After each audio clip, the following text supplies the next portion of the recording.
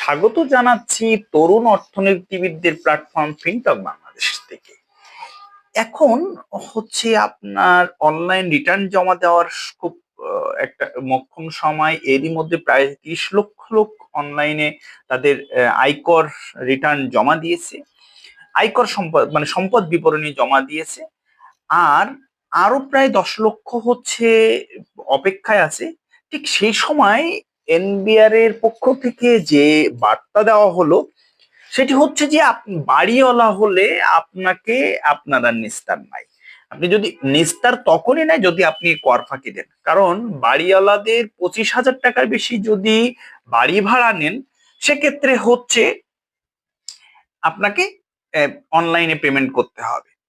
তো কেউ যদি হচ্ছে এইটাকে গোলমাল করতে চায়, কর ফাঁকি দিতে চায়, তাহলে হচ্ছে এনবিআর এর যে সিস্টেম, মানে অনলাইন সিস্টেমে আছে আপনি 25 বাড়ি ভাড়া কিভাবে নেন, যদি আপনি অনলাইনে নেন নাকি হচ্ছে ব্যাংকের মাধ্যমে, তাহলে ব্যাংকে আসে কোন ব্যাংকের মাধ্যমে নেন, সরাসরি সেই ব্যাংক থেকেই তথ্য কালেকশন করবে। সুতরাং কেউ যদি হচ্ছে আহ, ফাঁকি দিতে চায় সেক্ষেত্রে তাকে আরো বেশি 50% জরিমানা দিতে হবে।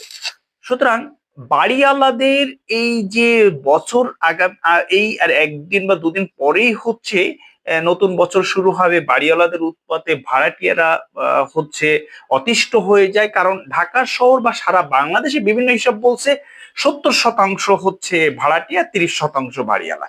এই 30% মানুষ 70% মানুষকে নাকে দড়ি দিয়ে ঘোরায়, এবং বছর না শেষ হতে হতেই 2,000, 3,000, 5,000 নানা ভাবে হচ্ছে যে হয়রানি করে। তারপরে নানা ধরনের উৎপাত, পানি না দেওয়া ও অন্যান্য সুযোগ সুবিধা না দেওয়া। তো এগুলো থেকে একটা ভাড়াটিয়াদের এই যে উৎপাত, এর মধ্যেই হচ্ছে যে একটা রাজস্ব বোর্ড হচ্ছে যে দারুণ একটা উদ্যোগ নিছে, যে ভাড়াটিয়াদের আসলে তাদের কর ফাঁকি ধরতে মাঠে নামছে।